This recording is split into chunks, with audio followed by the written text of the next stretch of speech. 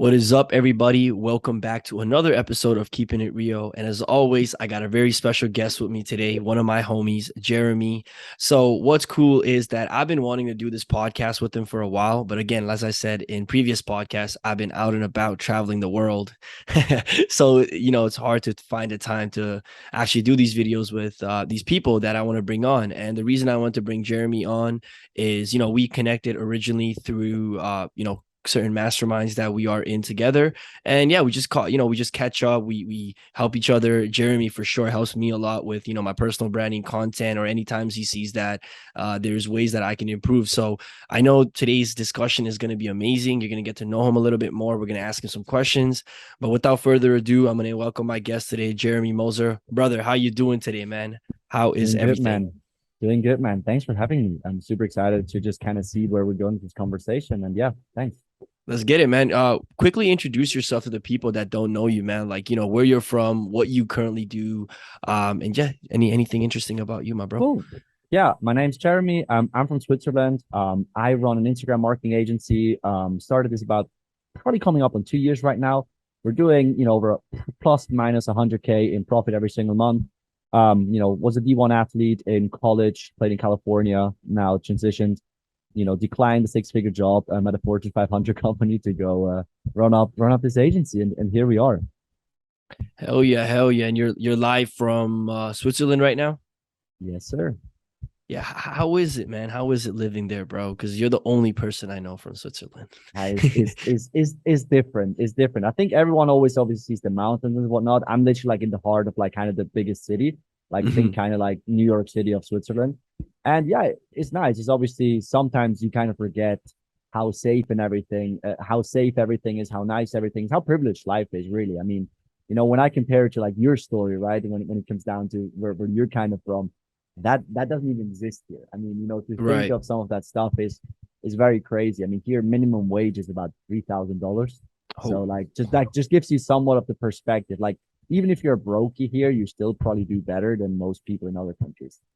Yeah, man, and that's the thing that I hear a lot about Switzerland is that I even sat beside some guy on an airplane. First thing, everybody, no matter if someone visits, the first thing that they say is that it's too expensive. And I remember me and you talked about this, and you gave me a very interesting perspective that I want you to share.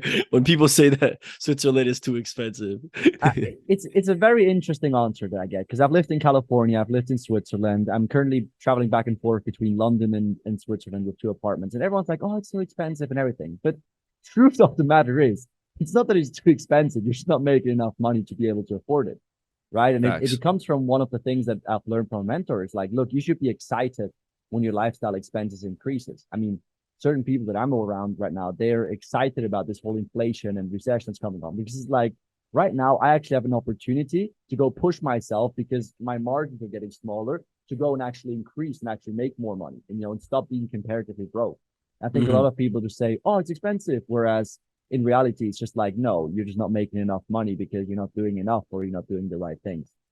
For sure, man. That's a way better perspective to look at things, instead of just always like worrying about prices. I think I don't know who said it. Multiple people have said it, but you can't save yourself. I mean, you can't save and be rich. You can't just save save $5 every day and be a millionaire in like 20 years. Like you can maybe, but who's trying to do that?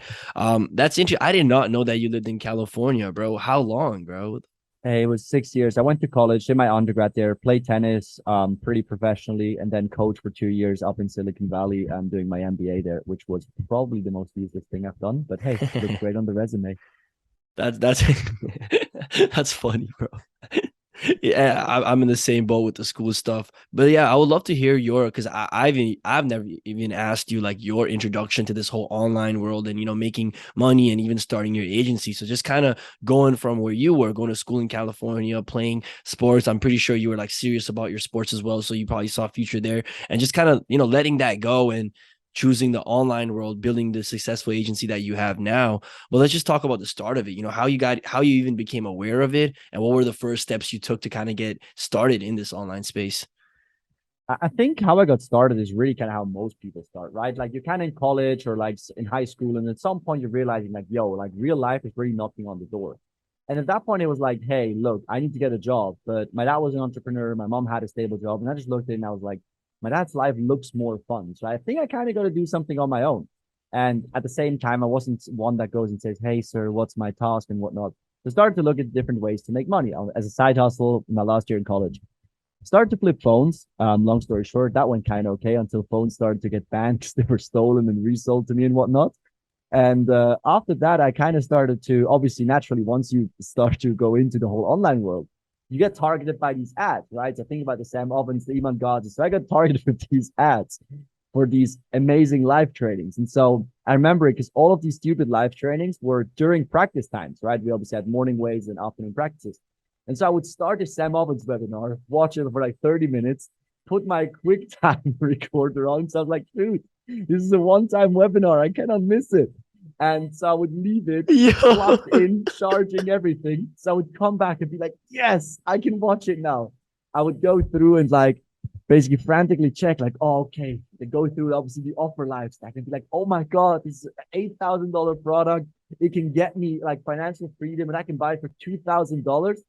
At the time, did not have that money saved up because my whole financial conception was like, hey, I have $400 from 0 to 400. I can spend that until the end of month. Effectively just didn't have the money. Started to grow theme pages on Instagram, get into that. I really sucked at it, did it for like about a year. What year is Um, this? that's 2018, 2019. So end of Okay, gotcha. 2018, beginning 2019. 2019 graduated, was pretty good student, pretty good athlete. But I just realized quickly that like going pro in tennis is like 60, 80 grand a year. I was not going to ask my dad for that because he basically just covered, room and board during college. I had a scholarship for the rest of it. But from there, it was really like, hey, look, I got to find a way. Hence, it was like get a master's degree because it was paid for and I can make money playing tennis. And so at that point, I'd watched so many webinars. I was like, hey, this agency thing looks really, really good.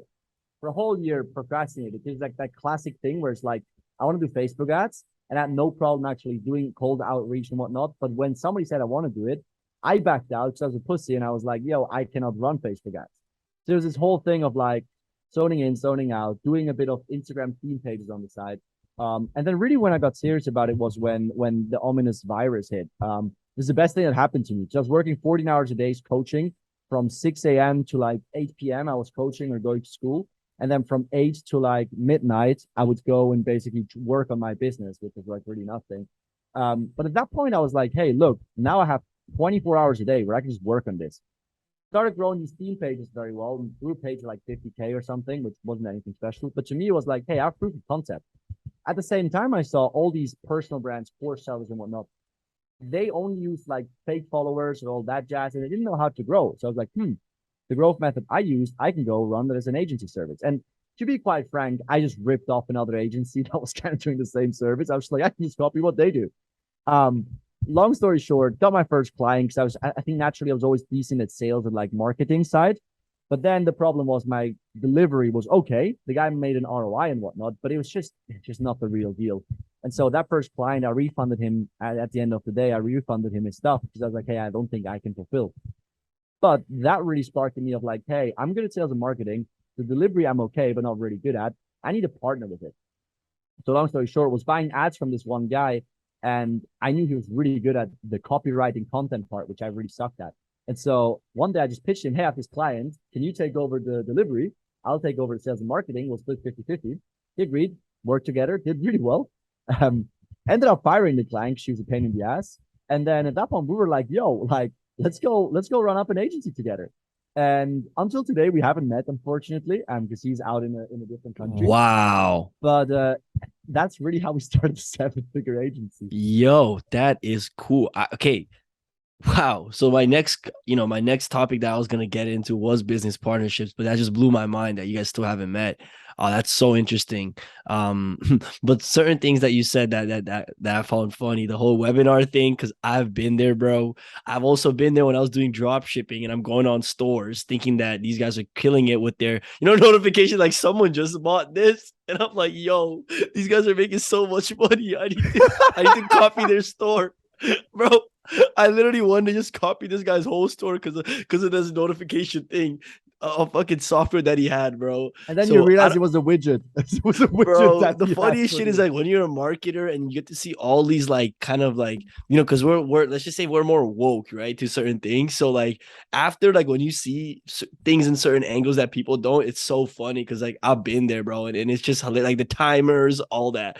And I That's think I think the funny part is a lot of times that actually holds marketers back, because a few weeks back, a good friend of mine, I had made out for dinner with him, and he hits me up and he's like, dude, I'm so sorry, but I need to cancel. Like, I'm attending this webinar and it's like only like a one-time thing. So I'm like, bro, send me over that thing. Like, so it's like a sales webinar. And I'm like, dog, it's a 24/7 evergreen webinar. And he's like, no, no, no, dude.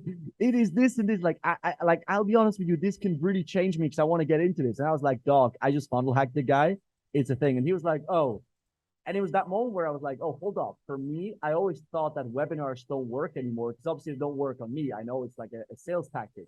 But then it taught me that, like, oh, for normal people who aren't indoctrinated in this world, these concepts still work. So sometimes, like, actually taking that step out and thinking like a normal person is so helpful for most marketers, and even for us when we do client work.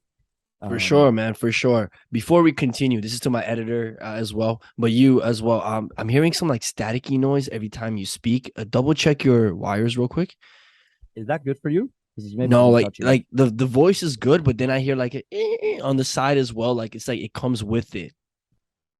It's weird. Yeah, try plugging off and on again if anything. Is that better now?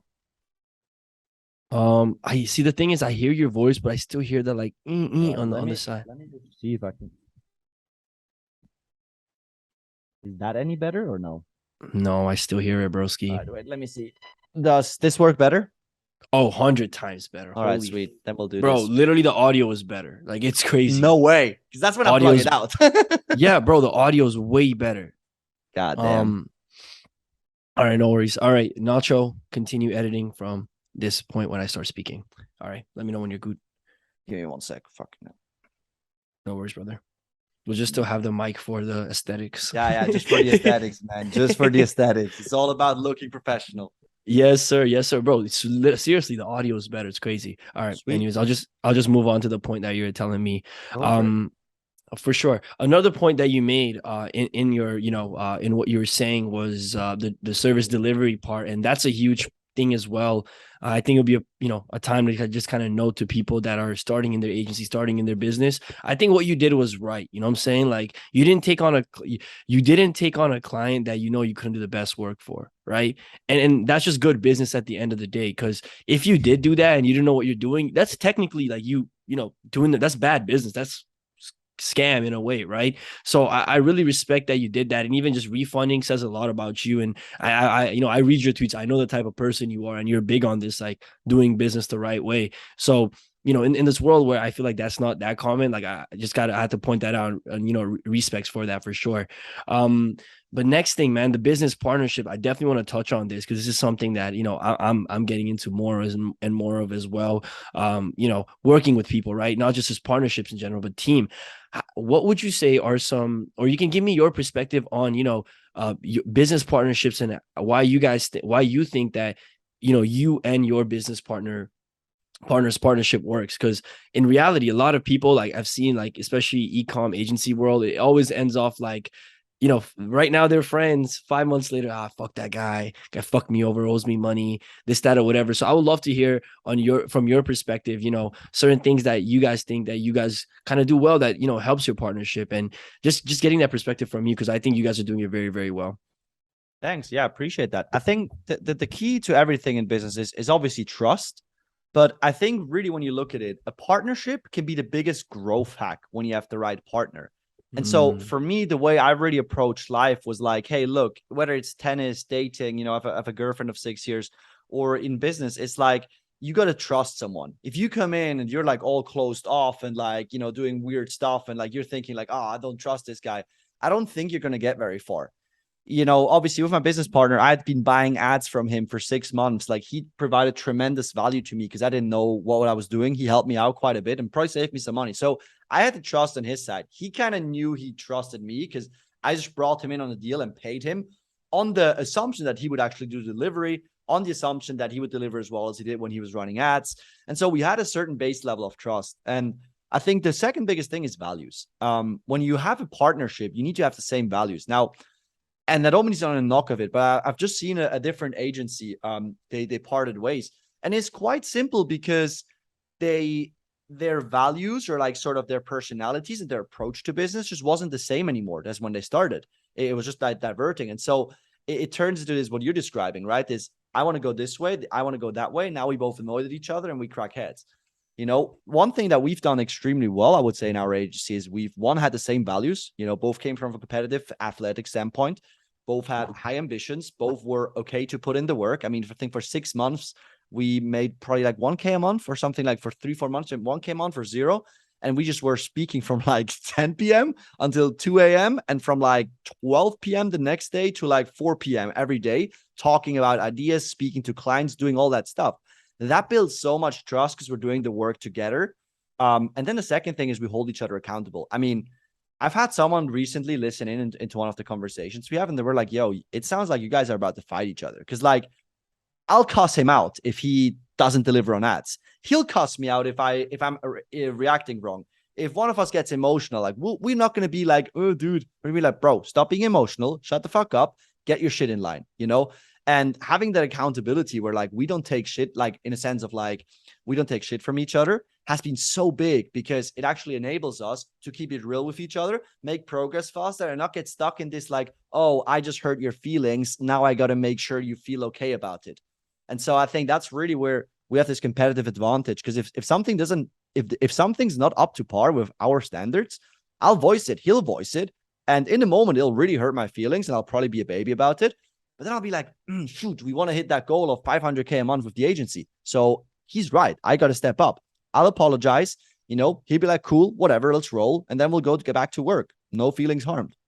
I love that, bro. I love that. I definitely believe that communication is like one of the keys to having a successful business and also the key to having a horrible business, right? Miscommunication. So it's really, really good that you guys like have this. And I'm noticing this with not me and my business partners as well, as how, when we have like because it's 3 of us now, but it's like when we have this, I realize like we're able to hold each other to the standards that we know we can be, right? So it's like if me alone just working on something, yes, I can probably do it in like a certain manner, but if my business partner calls me, I'm like, yo, I know you can do better. Then it's like, oh yeah, you're not wrong. You know what I'm saying? Like, and I'm going through the things that you're talking about right now, where sometimes you have to butt heads, but to like, but when it goes back to like the objective of what we're trying to do, it all makes sense. And I've noticed that as well. Like let's say my business partners might get mad for the moment, but they're like, you know what? You're not wrong. Like, I appreciate you doing that accountability. So thanks for sharing that. I think that's definitely very, very important in business,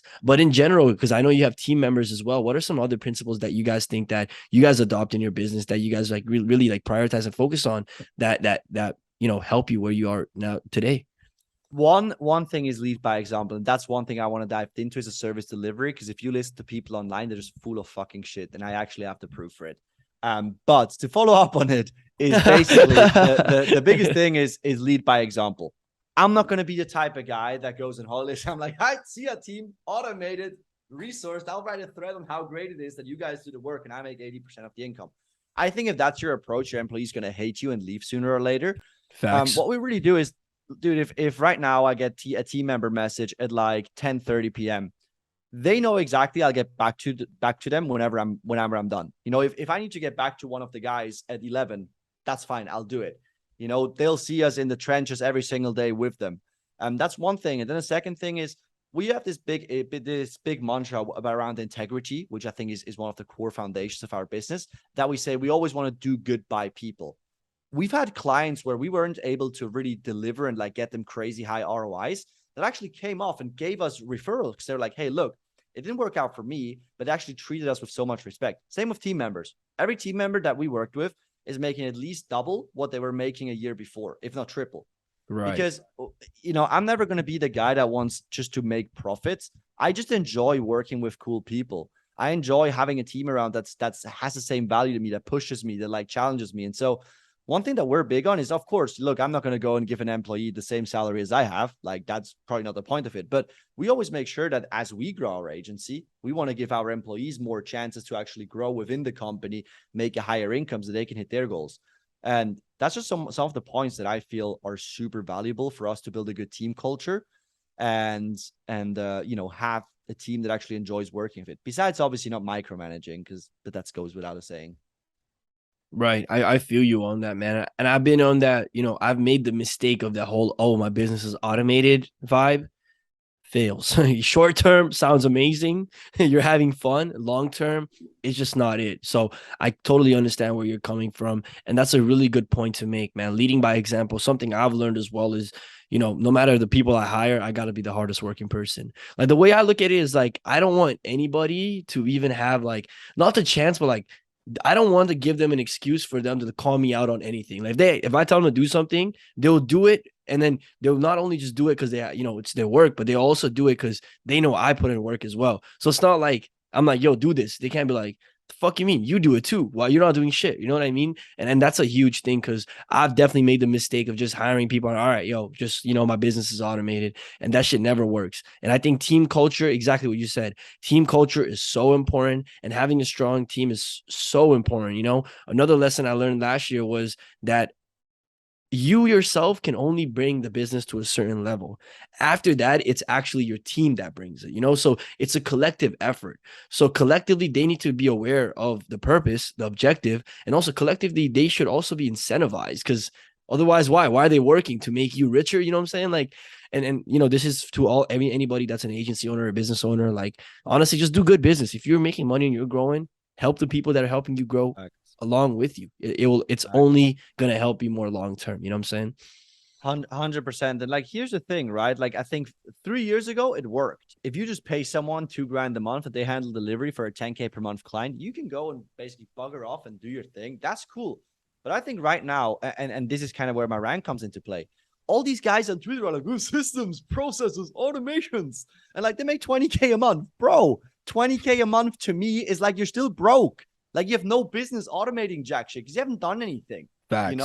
We're right now driving about 2 mil a month for a client in sales, and you best bet 80% of the results come from ads, content, or like story sequences and whatnot that we've actually came up with. Because it's like, if we're actually in a sense not competitive with our own team, they can just go and frick off because nobody cares about these NDA non-competition clauses. And this is one thing, if you actually follow, because you told me about Andrew Tate, right? Like, you kind of introduced me to that whole world. And the one thing that he says, when Tate goes and says, you need to be around competitive male and life is about being competitiveness, that is really one thing that I think makes our agency not success, but makes it what it is right now. Because me and my business partner, we're both very competitive. We compete about anything you can probably compete. And within the team, we compete as well. Dude, we make jokes with some of our team members when they don't quite perform. Not in like a, hey, you're about to get fired, but like, hey, bro, like, this guy's ripped 2 winning ads this month. You're on 1. You really going to let that happen?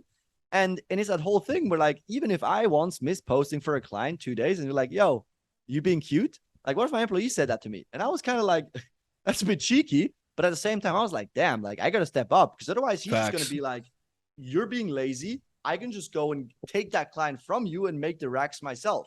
And I think that whole dynamic where it's like, not in a toxic competitiveness space, like you don't perform, you get fired. No, obviously, if you don't over a long time, that probably is going to happen. Facts. But in a place of like, yo, let's compete with each other, see how good we can get, and in the process, we'll like amplify each other, And that's really the whole point of the agencies. Like, I want to be involved with service delivery. Yeah, like there's parts I don't want to be, but what are you going to do if a client asks you, if you're my client, and we're good bros and we're just chilling and you're like, yo, so about the ad campaigns. And I'm like, we're running dynamic creatives. And you're like, no, we're running reels. And I'm like, oh, okay. Yeah, I don't know. My team handles it. Like, it makes me look like an idiot.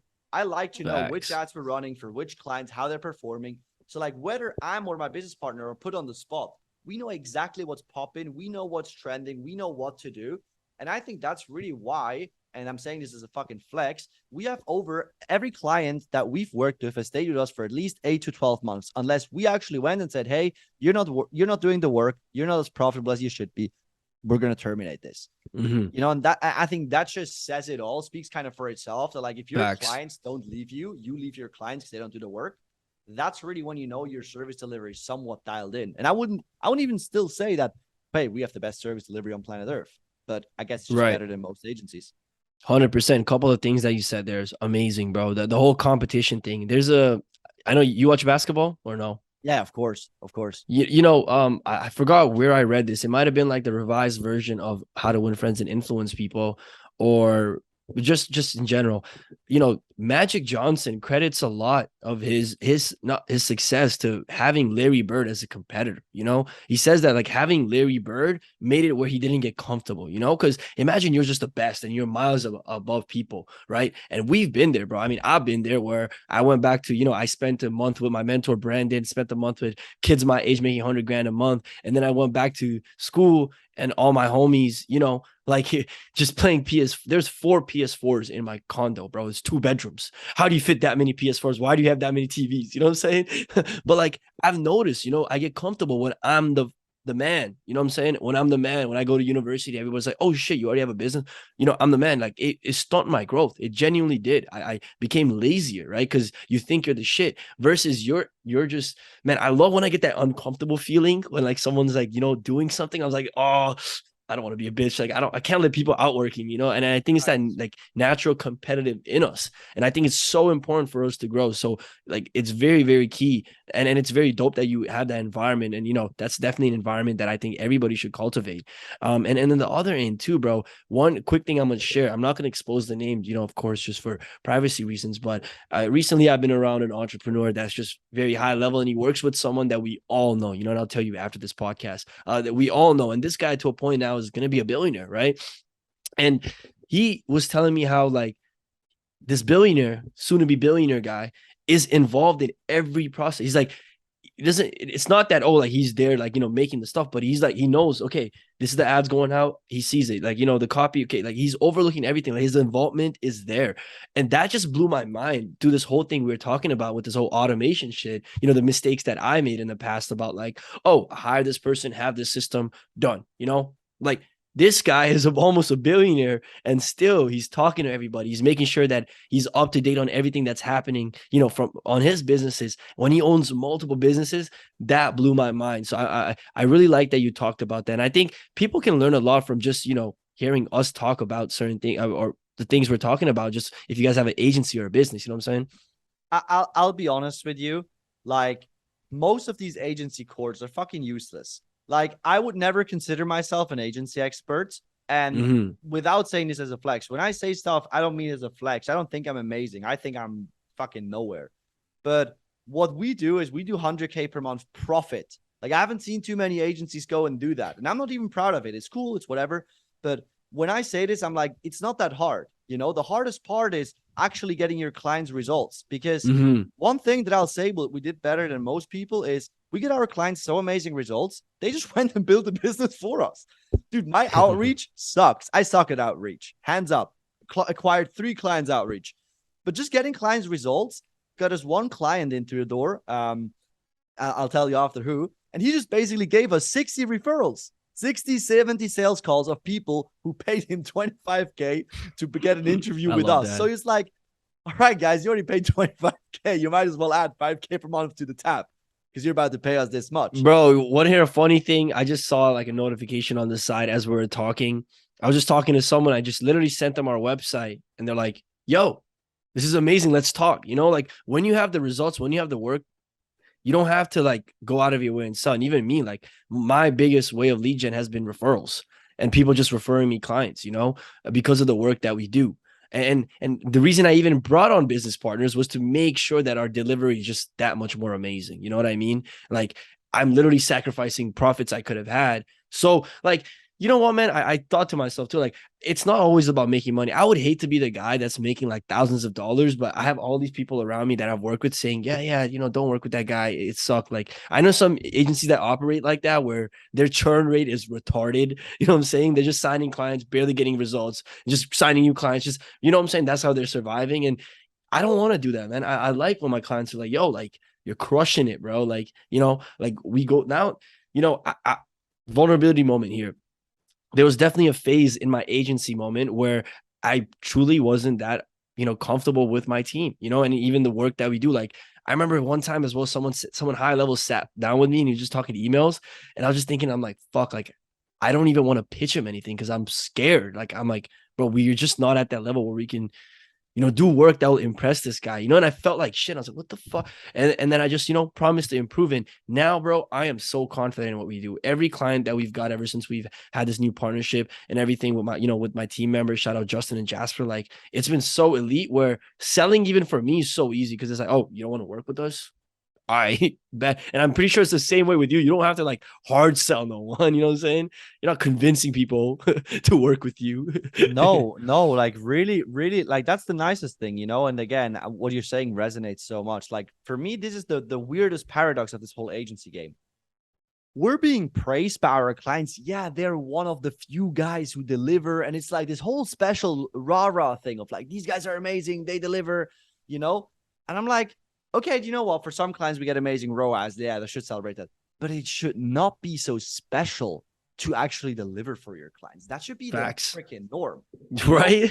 What happens if you don't? What happens if you sign an NBA contract and you don't deliver? Guess what? Your ass gets sacked and you fucking end up in, I don't know, Oklahoma or some other place, Or you go and play in freaking Europe, which is shit. Like, what happens if you're a dentist and your operations actually lead to like death or like people, losing more teeth than you save them? You're going to get sacked or you're going to go to jail. And so it's Facts. like, as an agency, obviously it's not quite that scale, but like just go and you waste someone's ad dollars.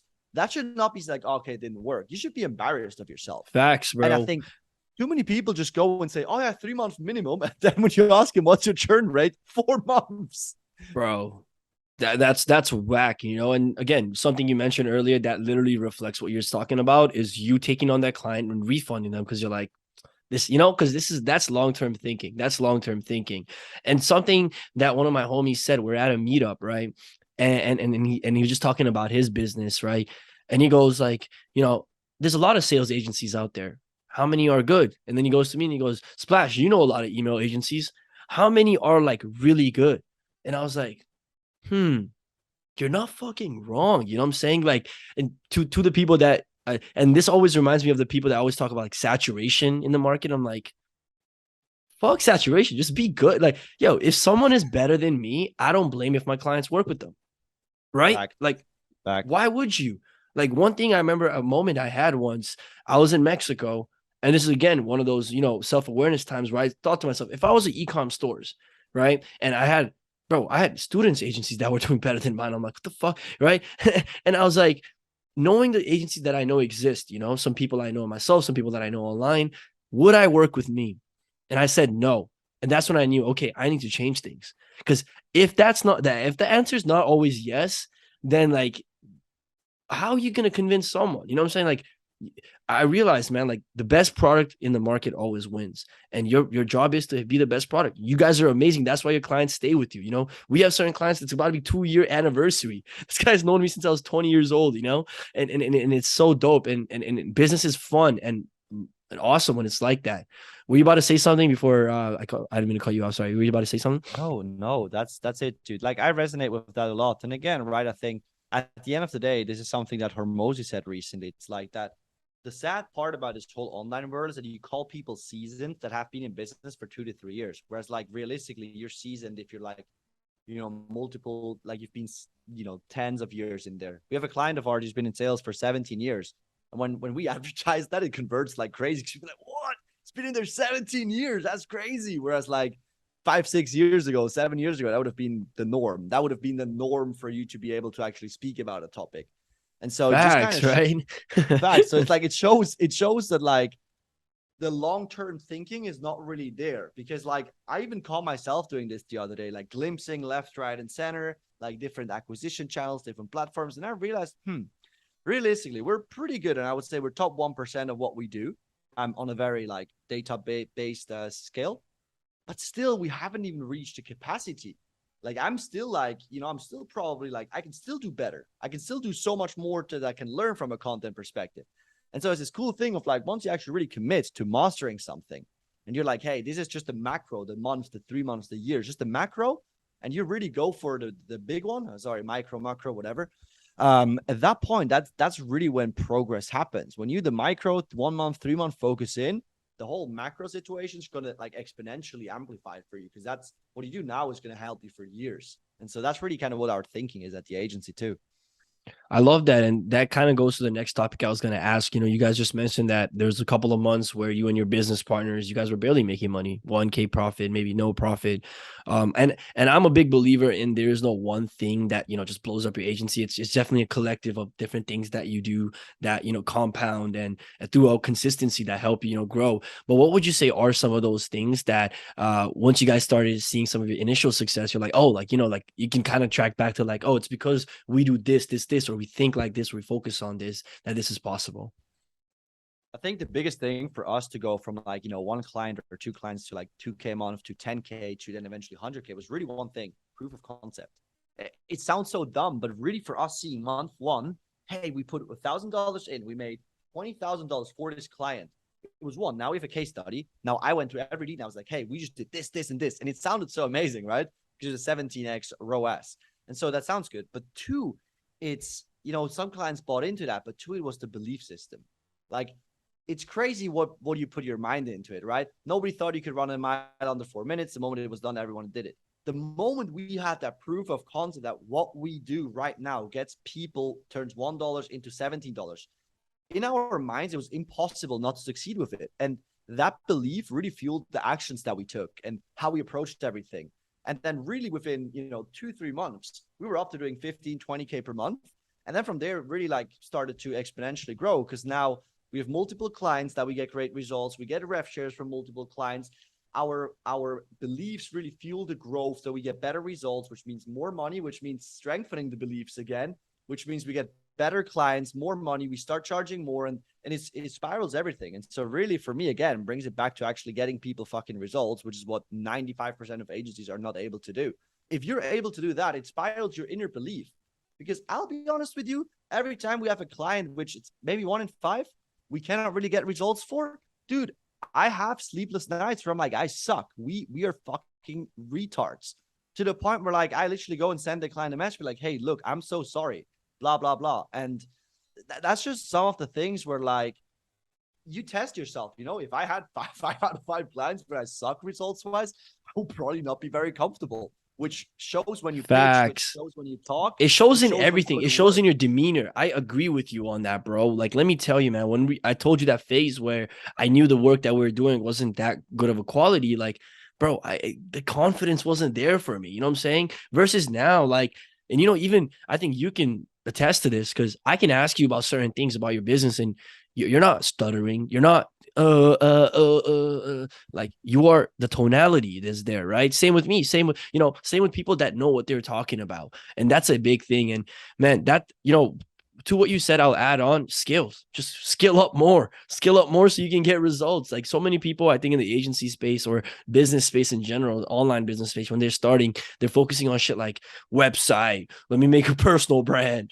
Let me do all this. We gotta have this beautiful post. Let me tell you this. Bro, Here's the secret to scaling an agency to 7 figures. Until we hit 100K per month, we operated from a Google domain at gmail.com, not even a website. We didn't have a website until now. And we recently was the first time on a sales call where somebody said, hey, do you have a website? I said, no, we don't. And he went, look, I'll be honest with you, 9 out of 10 times, this is a game-changing, game breaker for us, where it's like deal broken. But we can tell, which attributes to what you said. You're so confident in what you're saying, and you're saying it like so nonchalant that you guys get people 60x ROAS and whatnot, that like I struggle not to believe it. He followed up with one of the leads I gave him. He was like, oh yeah, this guy actually confirmed it was higher than you said. I was like, oh, okay, yeah, even better. And so it shows, right? You need none of that fancy shit. You just need conviction in your own stuff to work, and then to actually show yourself that your convictions were right. For sure. I will share one more story for the audience and you as well before we move on to the next topic. I launched my course, I believe was June 2019, right? June till let's say end of August, I probably had like 5 to 10 students. I don't remember, but not that much, right? But in September 9th, I remember something happened that kind of shook my whole like belief system about money because one of my homies made $1 million in a month and I was doing emails for it. So, I was gonna get a nice percentage of that as well. That changed my whole mindset. But outside of that, during that time period as well, first of all, because of that, I just started moving more, I don't know, assertively. I was more certain about myself, let's say, right? Because I'm like, of course, I'm the fucking man. Because I had this imposter syndrome for a while, right? Like even when I was doing good, like I'm like, oh, am I though? Which I think might be important for you to elevate, right? For you to always kind of doubt your own skill level, so you can always grow. But I remember this time I was like, yo, of course I'm the shit now. Like we were going crazy. The emails were doing crazy. And then all the students that had joined in the past 2 months, I started getting a lot of testimonials, right? Like you said, proof of concept. People are like, yo, I signed a client. Yo, this actually worked. Yo, we got a client, this, that, or whatever. And I remember a bunch of people kept on saying that to me. And I was so confident in my product. I was like, yo, this shit like works. Like when I first launched it, it was like, this has worked for me. I've helped like 1 or 2 people, but like I'm not too sure yet. And then when all of these people started coming, and even when I would sell in June to August, I wasn't too confident. I sometimes had to hard sell, sometimes I had to like, convince people, right? But after that period where people are like, yo, this is amazing, bro. This is so cool. The content here is amazing. It's actually working for me. I remember that month, nothing changed in the course or whatever. Like I exponentially made so much more just because the belief in my product, right? And but that came from the proof of concept that all these students were saying, yo, this works. And even now, you know what I'm saying? I've had so many people started email agencies. Like in my mind, like the proof of concept is just there. Like I just know that if someone's just starting out and I'm helping them, for sure, I could literally just help them blow their business because I've done it with myself and so many of the people I know. You know what I'm saying? And it's just like also with that person, I don't have to hard sell them. I just know like, yo, we know what we're fucking talking about. When did you launch your course? Yeah, June 2019. Dude, I'm very confident. There was one point, I think it was November, December, when you decided to shut it down for a while. I I did. remember actually seeing that. I saw that. And I I was did like, do that. damn, this motherfucker balling. I was like, God damn, I want to be like that guy. And I was like, That's kind of convinced. hilarious. Dude, I probably was even close from buying your course because probably I wasn't making much money at the time. But then I was like, nah, ain't nobody want to send emails out here. I was like, nah, bro. I'm not Yo, about to guys, send some yo, emails. anyone that's an email marketer, we need to flood his DMs with emails.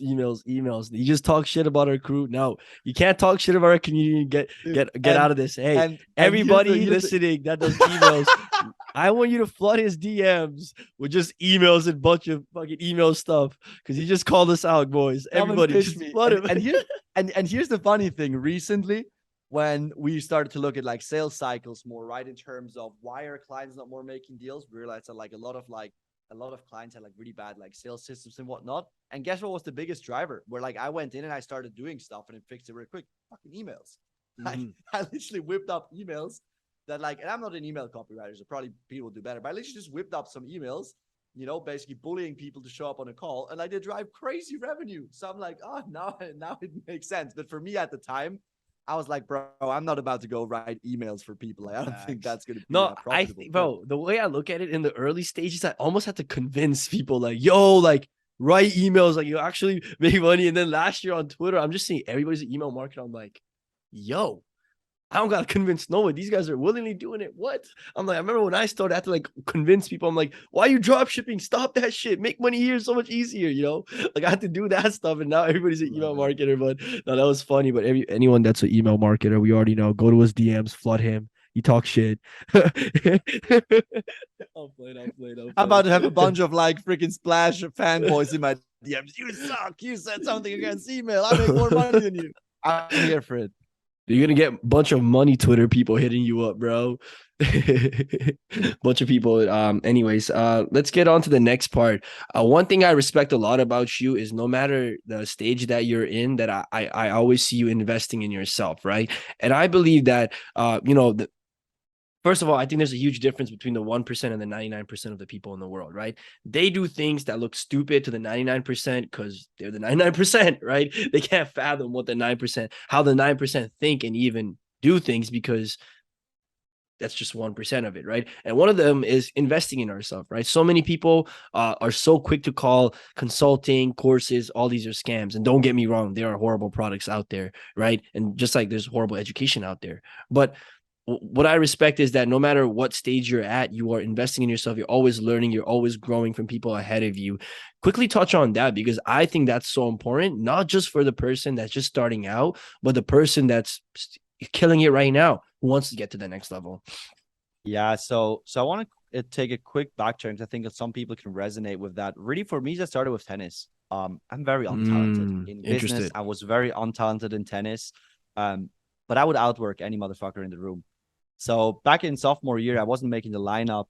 And at the time, everyone, including my volunteer assistant coach, told me, hey, transfer. You should transfer, go to a D2 school.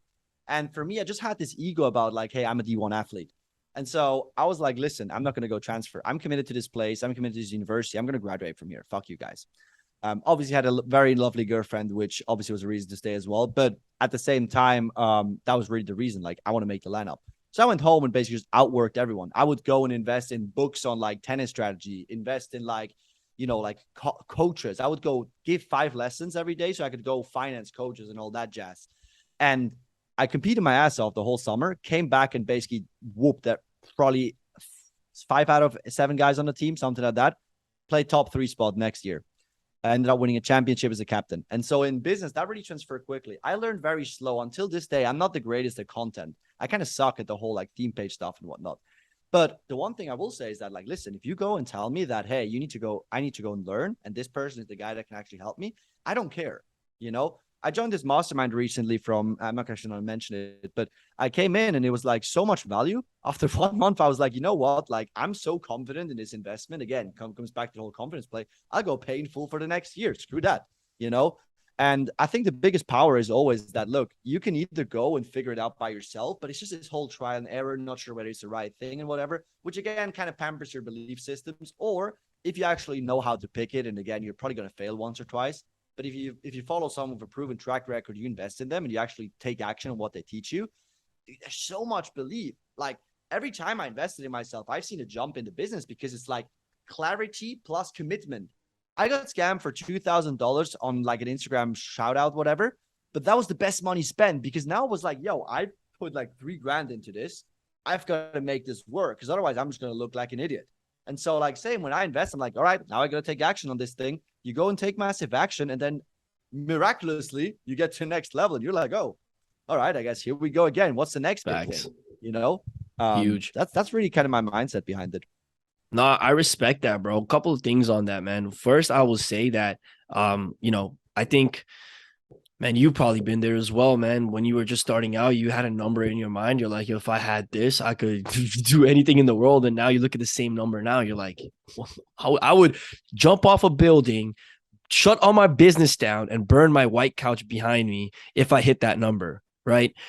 and you know, that's because our like standards change based on the people that we're around. So joining these mastermind, that's what it helps us with. And also another things I would say is the other ROI of it, rather than just money, bro. Me and you met through us investing in ourselves in a program. Like, and I value this connection. I value all these other connections that I built off of these, you know, masterminds and such, right? And the biggest point you made, yo, spending your own time, energy to like figure something out when someone else has done it, like it's dumb. It's honestly blatantly dumb, because first of all, you're gonna spend more, and you're spending an asset that's worth more than money, right? If you have the money, I would say, first of all. But second of all, it's like, yo, they've already done it. Just listen to them, you know, like no ego behind it. Like, come on, man.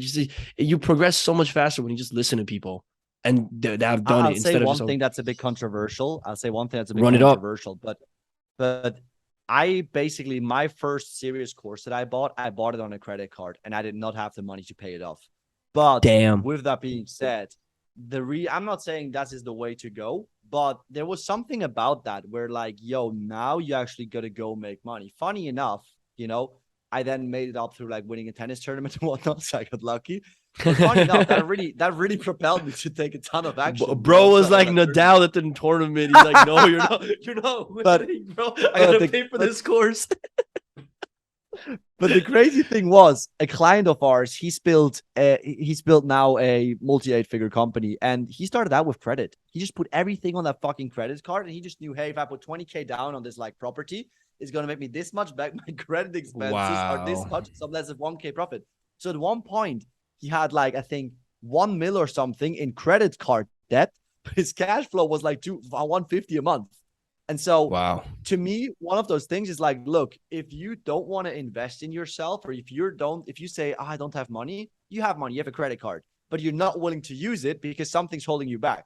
Again, not saying go overdraw your credit card, but there's something about that, because I've seen a bunch of people that they go and put money on their credit card and they turn out to be a massive success because probably they're very fucking confident in themselves. If you're out there and you're like fat at home, you're lazy as fuck, and you go, oh, I don't have the money for it, it's probably because you're not confident in your ability to take action. And I don't mean this on knock on anyone, but I think at some point you also have to face it a bit in terms of, and this might sound like white privilege, but you know, at the end, you also got to face it to a certain degree. Like, are you really willing to put in the work? Are you willing to make sacrifices and whatnot? Or, you know, do you just want to find excuses? Because there's plenty of excuses out there. That ain't no privilege, bro. I would say anyone in the Western world is more than lucky, and they have all the opportunities in the fucking world to do whatever they want. You know what I'm saying? You So would like, know. no, trust me, bro. Especially when I went back, I realized how much of a bitch I became. You know what I'm saying? I realized I'm like, yo, what? Someone like one of these kids in my position, they will laugh. They would crush me. You know what I'm saying? And again, the more you pay attention. I bet you were so fucking serious when you spent that money on credit. But all these kids want free course. You already make money. Why don't you give it out for free? It's because you won't listen. And then can you please send the cold emails for me? And could you also please jump on the sales call and call the client for me? Loser, bro. Let me tell you two of the things I've done that's been free. All right. I gave out a free mindset course once because I was gonna make it pay, but I gave it out because I was like, you know what? Like, whatever. I took shrooms. I was like, oh, I love everybody. And then I was like, I'll just share it with people. That was one of the main reasons. I'll just say that. And then recently I made my Discord free where anyone that's interested in learning an email can come and just be part of the community, right? Of course, the numbers were high. Like, yo, a lot of people joined the course and a lot of people joined the Discord. I'm on Kajabi. I can see how many people have watched videos. Bro, 80 to 90% of the people that signed up didn't even watch the first video. And our Discord right now, it's gotten to a point where I'm like, yo, even though we have a lot of members, I'm like, I don't like this. Like, I don't like the vibe of this. Like, we were more lit as a community when it was just paid people, because it's almost like a cover entry to a club, the hottest nightclub in the city. You can't just walk in being a nobody. Like, you either pay for cover for a reason because they want certain type of people there, right? Or second as well is like, you just have to be someone. But anyway, forget the club analogy. But I've learned that free just does not work with people. You know what I'm saying? And even with me as well, I can probably access hundreds of thousands of dollars worth of courses, probably from some torrent stuff that someone can send me right now. But I'm not gonna watch. Like, I know for sure. Like, I'm not gonna take it as seriously if I had paid for someone's mentorship. You know what I'm saying? And I would give a last note on investing in yourself. Invest in people that are legit. And I think it's not that hard to find out. You can just listen to someone and just be like, this guy's a loser. Like, you can just tell, okay, this guy doesn't know what he's talking about. But also, I've also always invested for the other like non-monetary ROI as well. Like I said, for community, the way that we met, like I didn't join it because I was like, let me scale my business. I was like, let me get in this community. Let me, let me be known in this community. Let me meet all these people because I know like we could connect and we could get clients to or whatever, right? That's number one. Second, also invest with someone that you think you can like actually get to know, right? Not that you invest with this person, you'll never see him. Like, this guy's doing a webinar from a beach and the only person that ever talks to him is his team. Like, don't do that, where you can actually directly talk to him or to talk to the person. That's very beneficial because you have a chance of building a relationship, and I've done that with Brandon, even Iman, some other people as well. Some people have done that with me with my courses. You know what I'm saying? Like, a lot of people have invested where some of my old students or my top students are like really good friends of mine. It's funny. They're actually all about to come over and we're going to play tennis. I just took that in as you're saying tennis. I'm like, yo, we're actually about to go play tennis. And we're new. This is my second time playing tennis ever. So I'm excited, bro. Bro, you gotta come down to Miami the next time I'm over in the States. When? And then we go play. When? I'm When? going When? in October. You should actually bounce. I'm in there September.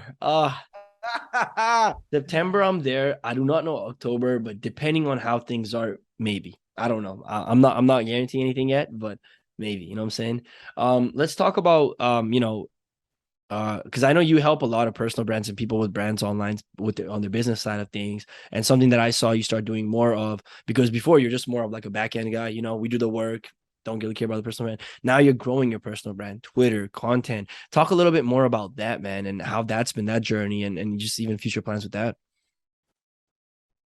You're muted. You're muted. You're muted.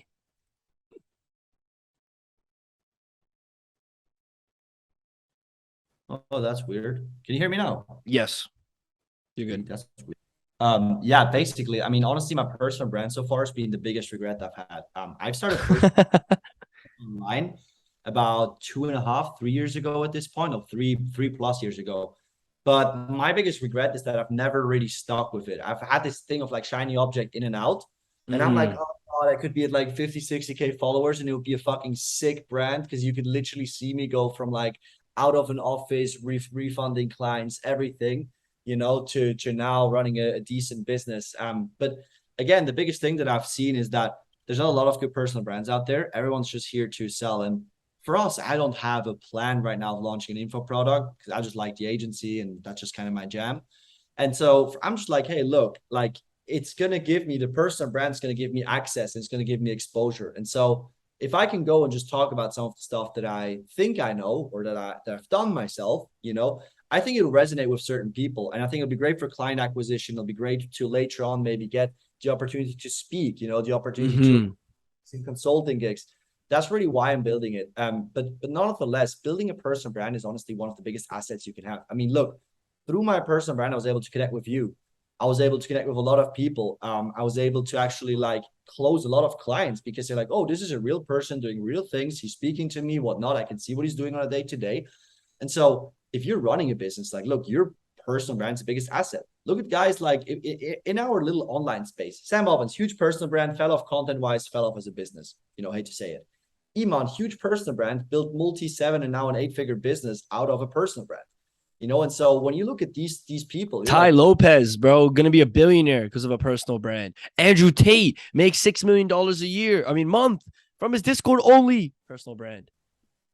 That's literally sums it up, right? And it's like it just shows up. If I've just had this recent realization where for our clients, the biggest bottleneck is content. They're all like Facebook marketers, so they're like hook, story, call to action, and they're like very like not very skilled on camera, which is fine. But I've realized that for me to go and actually teach them and for them to believe it, they need to see that I'm doing it, And I've had clients hit me up, be like, bro, I just saw your video. That makes it so much clearer when you explain stuff to me. Right. And so when I create it, I'm like, oh, I see where the bottleneck comes in. I see where there's friction for them to go and create content. And so for me, it's a trial field to see like what works, what doesn't, and for me to go and fix that. But second of all, it's also for me to go and be able to really help clients. And ultimately, there's going to be some long-term benefits that come off of it. But I think nobody's ever complained about posting on their personal brand for a year or 2 years, because it doesn't take much time if you're serious about it. It's a lot of fun too. Plus, you've seen the benefits of it. For sure. It built my businesses. I met a lot of good people. Man, I was able to go to Italy and know people, the people that knew me. My experience in Italy was very different than if I didn't have a personal brand, and that's for sure. You know what I'm saying? Like that's for sure. Or anywhere in the world. But I went to Nepal. All these kids knew me and shit. Like bought me gifts and shit. I was like, whoa, word, thank you. You know what I'm saying? But just sliding in DMs, yo, I'm Splash. Nice to meet you, man. How's it going? Yeah, bro. That ass, bro. It was dope, bro. Or even, bro, I was at my sister's graduation, just chilling. Some kids are walking by, they're like, yo, Splash, and just dapping me up. I'm like, word. One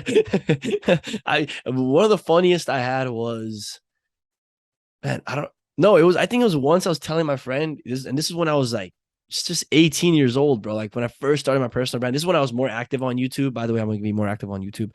And I'll just tell my boy, I'm like, yo, literally around Toronto where I walk sometimes, like people like be recognizing me, right? And I'm like, it's weird, but it's true. And literally 2 minutes later, someone's like, yo, Splash, what's up? And just daps me up. I'm like, bro, I told you, yo, what the fuck? And again, I don't really care for that. It's whatever. It's just kind of cool to say, but it's dope having a personal brand. When people know you, sorry, someone's trying to FaceTime me when we're doing a podcast. Whoa, what is wrong with them? But What? Come on. But as I was saying, like people when we're living like the attention economy now, man. If you're not grabbing attention, what is Tate doing? Don't you think he loves that people are making hate videos about him? He's just getting bigger and bigger. Attention is like currency at this moment. So that's a huge thing. And I'm glad you touched on that. On your end, bro, because I be seeing your stories, you know what I'm saying? You're at the cafe sometimes, you're working in your fucking crib sometimes, you're playing. Do you have a routine that you follow day to day? And if you do, what does it look like usually?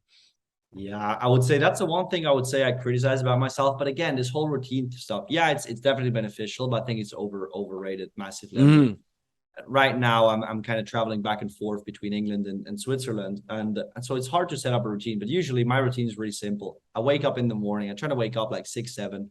Okay.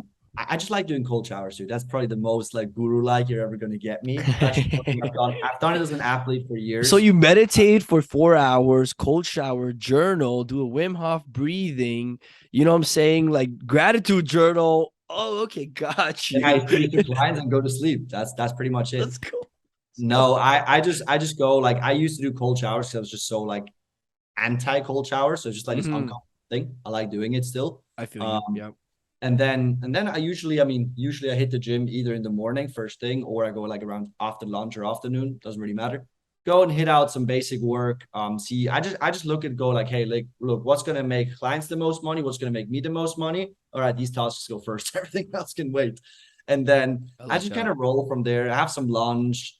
But I'm not going to have this traditional routine where it's like reading, meditation, all that stuff. I just go like, well, right now, like I'm in a space where probably I should do a bit more reading because it's good for what I'm doing. But for the longest time, I was just like, I don't need to read. I just need to go and take action. So it's like wake up, cold shower, not maybe eat something, work out, go and basically hit the sauna room after workout, come back, hit work, lunch, hit more work, dinner, either chill with the girlfriend for a bit and then hit more work. Or if I'm here, just work, go to sleep and chill. It's not fancy, but it gets the job done. And I wouldn't have it the other way, to be honest with you.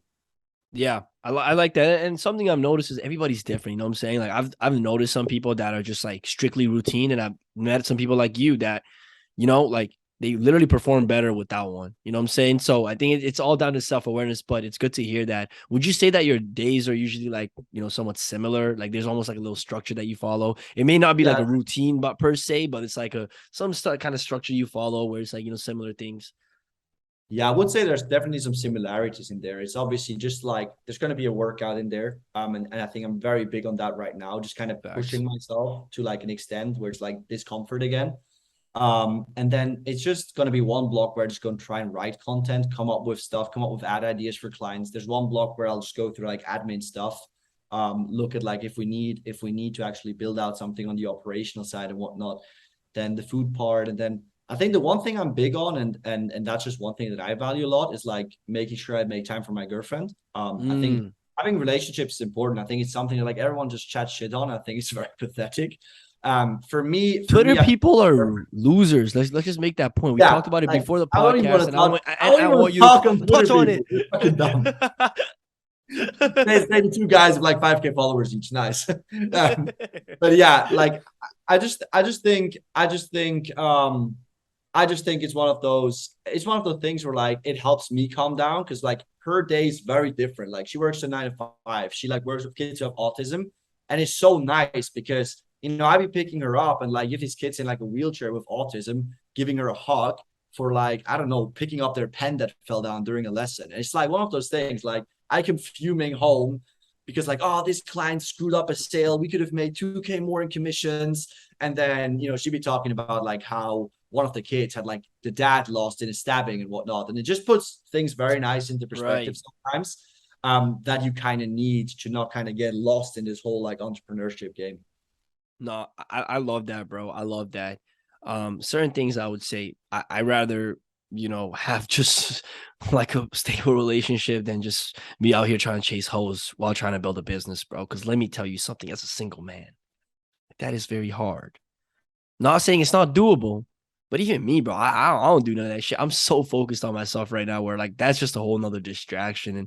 And people on Twitter are stupid, bro. They say the dumbest shit like you can't be friends with like, you know, the other gender, even though they're half the population. It's like, yo, what? There's two different genders now as Oh well. yeah, my bad, bro. Oh, fuck. I mean, all the genders that Shout exist. out, shout out to the LGBTQ Yo, community. shout out my LGBTQ mandem, bro. You know what I'm saying, brev? Shout out my LGBTQ mandem, brev. This But is yeah, I definitely getting mean, canceled. I love it. Cancel us. All right. um, bro, if you were to look back to, you know, the you playing tennis, trying to be like Nadal, trying to hit the backhand like Federer, you know what I'm saying? And I know you're impressed that I know these you know, references. I know this. I know. Don't make me pull out the Djokovic on you. You know I'm what I'm glad. saying? Let's I'm go. glad. It's only this year I started Glad you watching. know. Don't worry. But you know, I guess if you were to, and again, this is a scenario, if you were to just say some couple key things that would help you when you were starting out, someone that's starting out right now, from your perspective, what they should focus on, what they should, you know, think about, what would you say? You know what I'm saying? Just simple, plain and It's simple. perspective. It's perspective and everything. When I started out, it was all about like quick. Hey, how can I make money 2 months from now, 3 months from now? And it was like doing multiple things. I have a note card somewhere in my room where it's like, yeah, end of the year 2021, I'm gonna make 30K per year per month with affiliate marketing, theme page, with like 4 different things. And it's like, no, I've actually ended up doing more with one business. And so it's just focusing on one thing, having that like perspective of like, hey, what are you doing right now? You're building and not hopping. At the beginning, I hopped too much. You know, if I would have had my business partner, he's very focused in, he was focused in for years. If I had that focus, I think I would have been able to succeed a lot faster, achieve a lot more bigger things. Because I just built up and broke down too many times. And I think for most beginners, when you pick up something and you're like, hey, I like this thing, don't matter how much money you make. You just got to go do it for 6 months. I'll be very honest with you. The money is great and everything. But when I think back of this agent's journey, the funniest time, straight up, was the first 3 clients that we had just at like this time around 11:12 p.m. or 11:12 a.m., like working, you know, chilling, doing all this stuff with my business partner, just trying to figure this thing out. These are the fun moments. And so it's like that comes from actually putting in the work for 8 months beforehand. And so if I had given up so quickly, wouldn't have gotten to this point now. And that's one thing I'd really hammer in or try to hammer in as I go on to do new things as well is that consistency and perspective on things as well. 100%, man. I've been in the phase where, you know, crypto boomed or shitcoins boomed and kind of neglected my business. And it definitely affects you, you know, in the anything that's good in the short term is probably very bad for you in the long term. And all that matters is the long term, right? If person A is winning today and person B is not, but person B is winning 5 years from now and person A isn't, the real winner is person B. You know, it's not the person that's winning right now. And that's a perspective I always carry with myself is like, yo, listen, like, it doesn't matter who's winning the race now. You know, it matters who's winning 5, 10, 15, 20 years from now, right? So that's really good. I'm gonna ask you some rapid fire questions, bro. Before you go, just on just simple shit. This is not even business related. You know what I'm saying? Your favorite social media platform? Instagram has to be. It has to be same here. Your favorite person to listen to, like music wise? Who do you usually go to? Your go-to person? Little baby, just for you, my man. There's no way that's truth, though. There's no way that's truth. I like all like the whole black hip hop space in America. But I do like Lil Baby quite a bit. Shout out, baby. That's kind of my jam. That's amazing. Out of all the places you traveled to, favorite place you traveled overall? Dude, like I hate to say it, but I love California. Where'd you go? Where'd you go when you went this I past was in time? Fresno, which was like in the valley. Oh, like, word. Shitty, Yo, my homie's from place. there. Shitty place. It's kind of like a ghetto, but dude, has a special heart in my place. Amazing place, amazing like work ethic people have there. And so I would say Fresno, San Diego was probably the nicest place I've traveled to. Definitely some place I one day gonna have a house. Hell yeah. It's gonna be that. Hell yeah. Top 3 books that you feel like you have impacted you. Can't Hurt Me, David Goggins. Basically makes you realize you're a fucking pussy and you're gonna stop being a pussy. Number 2 is one that I have read. Let me look this up. The 5 a.m. Club. Really cool book. Interesting. Great storytelling book. Yeah, there's obviously some good business books. Yeah, you can name more if you want, bro. That you're like, yeah, this was I like good. You know, 100 Million Offers, obviously the classic. Awesome. what really got me in was one of the books from Russell Brunson. I think it was like Underground, Undercover, Internet Marketing Undercover. Expert secrets or think No, something not that. secrets. No, The other .com secrets. Yo, not that is, secrets. bro, the way he writes his book, you can tell he's a good copywriter. Yeah, good book. Really got me into business. And then, yeah, that's pretty much it. Like, I'm not the biggest reader. I'm trying to get better at it. But yeah, it's used to be quite avid at it.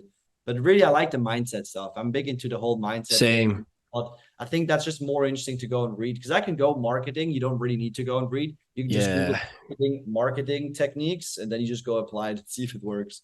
Facts, bro. Yeah, even the industry we're in, like it's changing so fast that like someone writes a book, like it's probably obsolete in a year, you know? So it's like, why are you gonna read that? But anyways, brother, thank you so much for taking the time to do this podcast. I had a good time doing this podcast, bro. It was always, felt like a conversation rather than like an interview. It didn't even feel like an hour, bro. We went like hours something. I don't even know. But I'm gonna put all your socials down below. I'm gonna put anything else that's relevant to you down below. You guys go ahead, follow Jeremy. He's the man, he is the guy. Jeremy, any last thoughts you want to say before we end this podcast? Yeah, I just wanted to say I appreciate you having me on. For sure. Obviously hope that somebody's gotten some value out of it. Doesn't think I'm a complete For sure. And lastly, go buy Splash's email course. Go buy that. Yes, sir. Yes, sir. Update coming soon. Filming these slides, fucking putting in the work. Yeah, much love, everybody. Thank you so much for listening. If you guys enjoyed this episode, please leave a review, share it on your social media, share it with people that you think are cool and would like this. We grow organically, baby. Let's get this money. And yeah, for the rest of the day, have a great day, and I'll see you in the next one. Peace.